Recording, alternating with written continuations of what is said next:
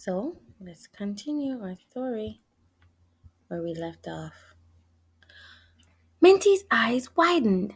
It was her rag doll, Esther. You didn't think I knew, did you? Said Mrs. Brodess. Here, she told her husband, take this and throw it in the fire. No, Mrs. Minty screamed.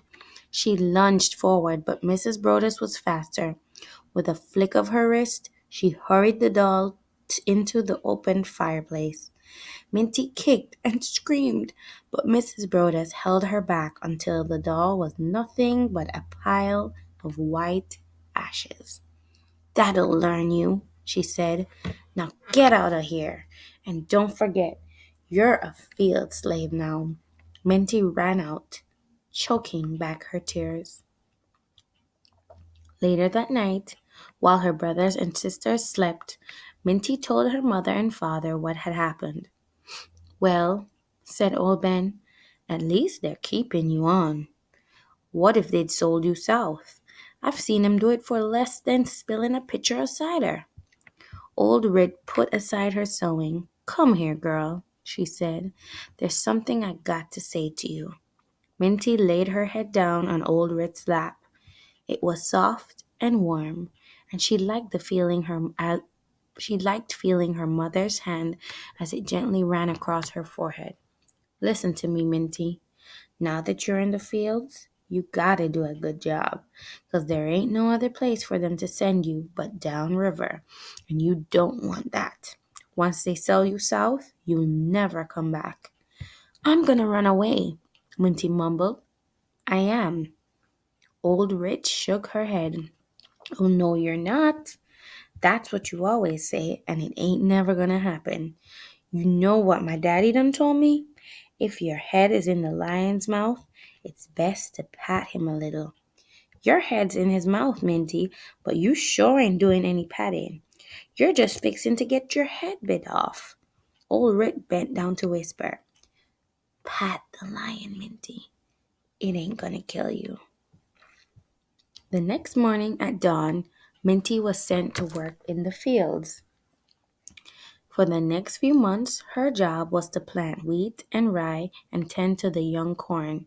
It was hard and heavy work, but Minty liked being outside. The breeze felt good on her forehead, and sometimes, when no one was looking, she'd push her toes deep down into the earth and pretend she was a sunflower, rising up, up, up, all the way up till she could see clear skies across the Chesapeake Bay, till she could touch the clear blue sky.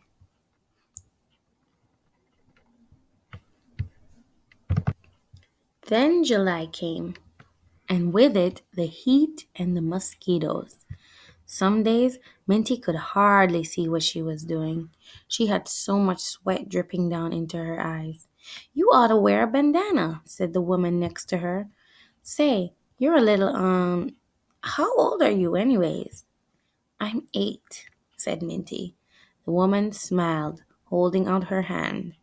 My name's Amanda. My name's Minty. That's a pretty name, Amanda said. Real pretty. Be quiet, said the overseer, knocking the butt of his whip against his glossy black boot. Amanda lowered her voice to a whisper. Tell your mama to make you a bandana, or girl, you're gonna fry your brains out. Whenever she was working in the fields, Minty kept looking for a way to escape. The dirt road behind the barn led to the Choptank River, but Minty had no idea where the river went. And what if there were snakes in the water? Minty was scared of snakes. I know what you're thinking, Amanda whispered. I can see it in your eyes.